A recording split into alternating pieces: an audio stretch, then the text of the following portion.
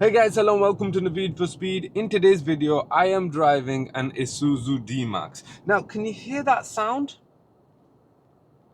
Exactly. This Isuzu D Max is fully electric.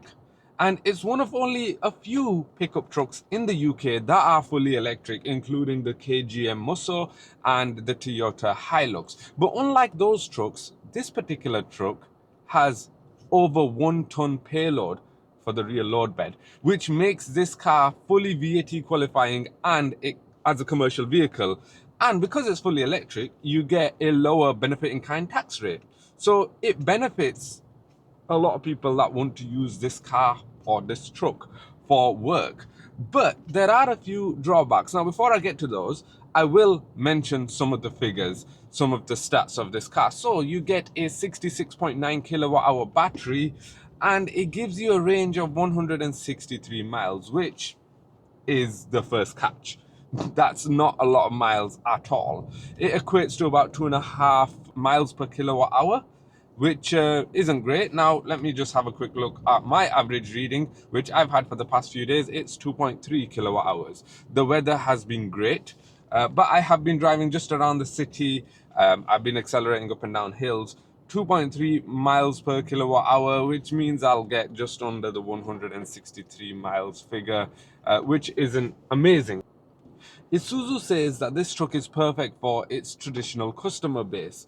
People who work in agriculture, in construction, landowners, people who own farms, people who need the capability of a 1 ton payload and a 3.5 ton uh, towing capacity, but also don't do high daily mileage, which of course with a 163 mile range isn't going to be easy. But anyway, the second drawback of this car is the charging rate. This car charges DC fast charging at 50 kilowatts, which means that a 10 to 80% charge takes place in around an hour, which is considerably more than we are used to seeing. And if you're charging at an 11 kilowatt wall box, then it's going to be an overnight job.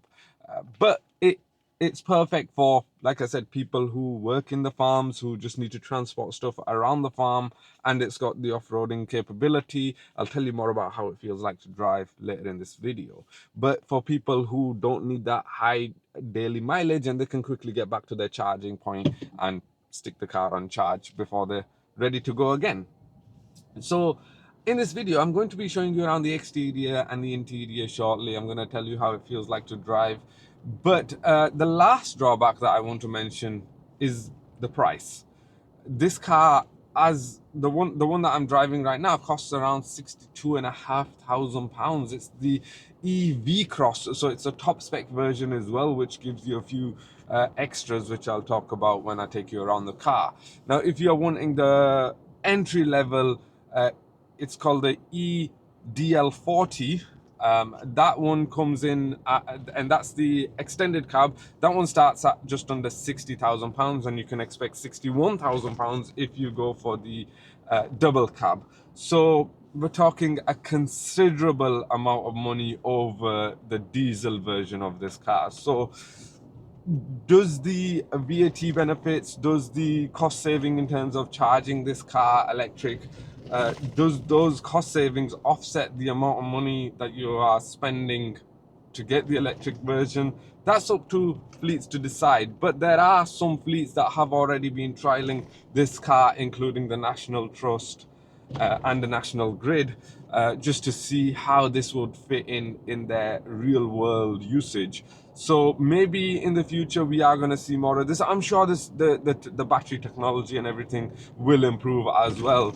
But as far as a first attempt goes, this is a Isuzu. This is the pickup professionals. They have to show up and they have to be able to perform in this industry pretty well, and I think so far they've done that. Let me show you around the exterior and the interior of the car, and then I'll tell you what it feels like to drive. Right, so I've just stopped in this car park for a second just to show you around the exterior of the D Max EV. And the first thing you'll notice is it actually looks just like the normal D Max. You won't notice it's an electric version unless you saw the EV badging over here. And there's some more at the back over here which tells you it's a D Max EV. But aside from that, it just looks like an ordinary D Max.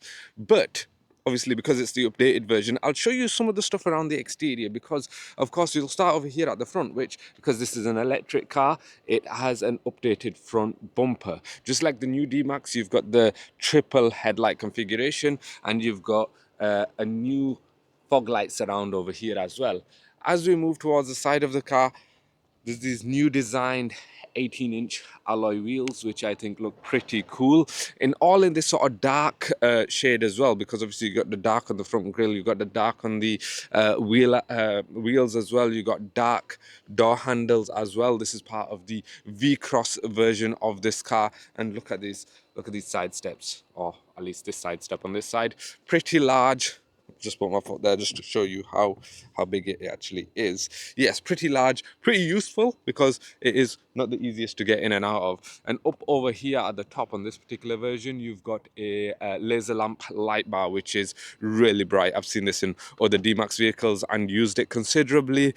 That is, you can actually blind people with that, so probably best not to use that on the road, but if you're out and about in the countryside where it's really dark, very useful. As we move towards the side of the car, I'll take you around the other side of the car, because that's where you have the electric charging port over here, which I can't open unless I open it from inside. Weirdly enough, the button inside to open the electric charging port still has a fuel pump symbol on it. But yeah, that's just been replaced. And of course, in this particular version of this Isuzu D Max, you'll see that we've got a canopy over the back truck bed, and I'll show you inside there as well. Just like the newer versions of the Isuzu, you've got this triple arrangement on the rear headlights as well. I really like Isuzu's step that you get over here, which you can get up onto to have a look inside your load bed. But I'll just show you inside the load bed, because with this particular version, you just open this and there you have it. In this double cab version, the load bed is around 1.5 meters by 1.5 meters, and it's about 0.5 meter high, which goes up to here. And then obviously this has got the canopy on top. If you've got an extended cab, then you've got a longer load bed. I think it's about 1.7 meters, which is almost as long as tall as I am. But yeah, here we are. This is your rear space, and yeah, I think you've got a light up there as well on this particular version with the canopy. But overall, familiar, basically, what we are used to. Let me show you around the interior. If you thought the exterior was familiar, well, the interior is even more familiar.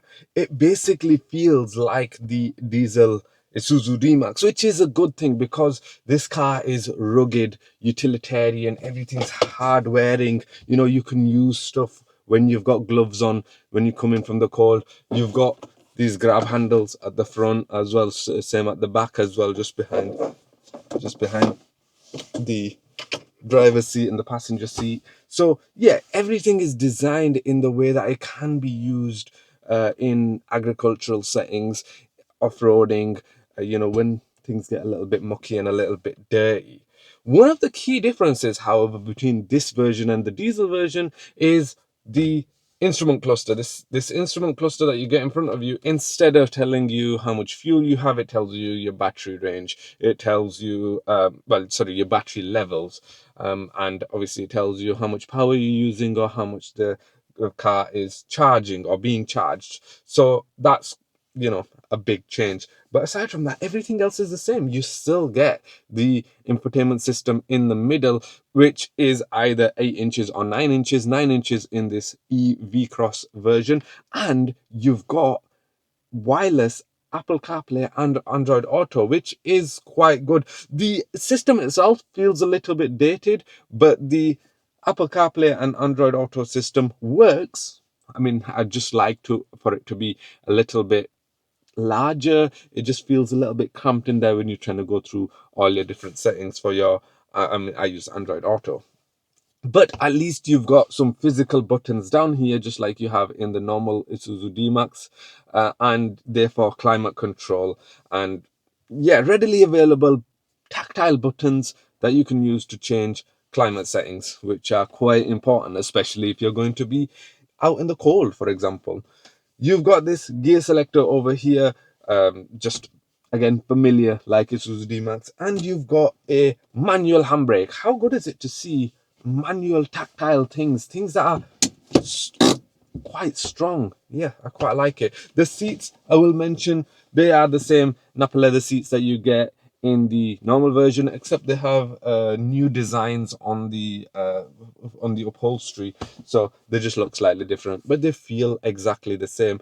A couple of things that are worth mentioning in here. Well, firstly is this gloss black that you'll find along the center console, and the sort of black that you'll find on the infotainment screen, which can get a little bit dirty. I have and a bit dusty. I have cleaned this a little bit, but you can see some dust over here and on the center console area as well, so that can get quite dirty and quite dusty quite quickly.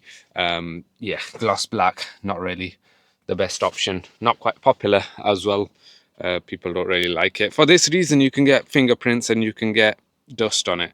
The other thing that I want to mention, you might not have noticed, are these flappy paddles that are just behind the steering wheel. You've got one there, that's a plus, and a minus over here, and those are for the regen mode. So you can change this car between 4 regen modes. You've got basically one pedal driving on the highest setting, and you've got, it allows you to coast on the lowest setting. I prefer the lowest setting. I like the car to be able to coast a little bit more when I'm going down the hill.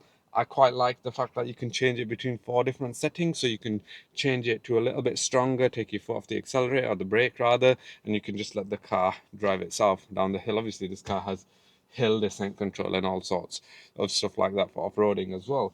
But the only thing that I don't like is that when you turn the car on, by default it's on the strongest one pedal mode setting, and I assume that's so it can save some of its range. It can do some regen, but I like to turn that off, and I like to try and use the brake pedal, and of course if I'm going down the hill, use the different regen modes and try and save some electricity there. So that is worth mentioning. But I do like that system where you can choose whatever setting you want. So yeah, that's quite good. Let's see what it's like to drive. So I've already driven this car off-road. I had an opportunity to do that at Millbrook Proving Ground, where I'm just going to briefly tell you about that experience, where the car felt generally the same. As I've already mentioned, much of the interior, the touch points, everything feels the same as the diesel version of the car. But one thing that I did find was the instant torque that you get from the electric motor does make sense for an off-roader, for off-roading, because it means that you've got the torque in each wheel exactly where you need it. I mean, of course, Isuzu's new torque vectoring system is pretty good, but having that instant torque of an electric motor makes so much sense. Did it feel any more different? I mean, the only sensation that I found was that you don't hear the sound of the engine when you're trying to put the power in. With Isuzu's torque vectoring system, you have to give the car some power. You have to put your foot down considerably, be able to hear that engine sound, so that you know that the wheels are getting the power that they need, and they can distribute that to whichever wheel that they want to. Whereas with the electric system, the electric version, you have to put your foot down enough that you know that there's some torque there, and you can find the grip where you need it. And of course, here out on the road as well, I'm not hearing that gruff diesel engine sound, which is quite nice, to be honest. Driving in the silence is pretty nice, and it just adds to that whole calm, comfortable experience. Now, Isuzu has changed the rear suspension of the D Max Electric, which means that this car should be a little bit more comfortable out here on the road. But of course, I have not got a payload back there, and I am finding it to be a little bit jittery. But overall, still the same Isuzu D Max experience. You can go over bumps, potholes, not a problem. Yes, you are aware of them and you will feel them, but they won't cause much of a problem, is what I mean. So overall, yes, it's a lovely experience. The seats, the steering, everything else feels exactly the same, which I think that's what we want when we are getting new electric cars. We don't want something new and unfamiliar. We want something that we are used to. We want something that looks good, and we want something that we already know how to use. And that's the case with this Isuzu D Max EV. As I'm just turning on this junction, visibility, again, it's the same as the previous Isuzu D Maxes. You've still got the big wing mirrors. Yes, I can see out of the back, even though I've got a canopy on the back, I can see out the back. And of course, the car has the updated 360 degrees parking system. So overall, yeah, I think yeah, it's a great attempt from Isuzu. The price might hold you back, but I don't think anything else should hold you back so much. That range shouldn't really hold you back, because actually the car does have good efficiency as well. So it should be able to match that range. The charging as well, if you're using this as a commercial vehicle, you're usually going to be near a charging point. So I mean, I'm interested in hearing what people who are wanting to buy this car as a commercial vehicle will feel about this. I'm interested to hear your thoughts. But as a private vehicle, I don't think it's going to make much sense. But out here on the road, it doesn't feel much different to the diesel apart from that sound. So, yes, I'm happy with this so far. It's interesting to see how this how well this car will sell, and if it suits your needs. Anyway, thank you very much for watching. I hope you enjoyed the video. I hope I've been quite informative. I hope I've been able to show you exactly what this car is about. And if you've got any questions, please let me know. And I hope to see you on more videos. Thank you and take care.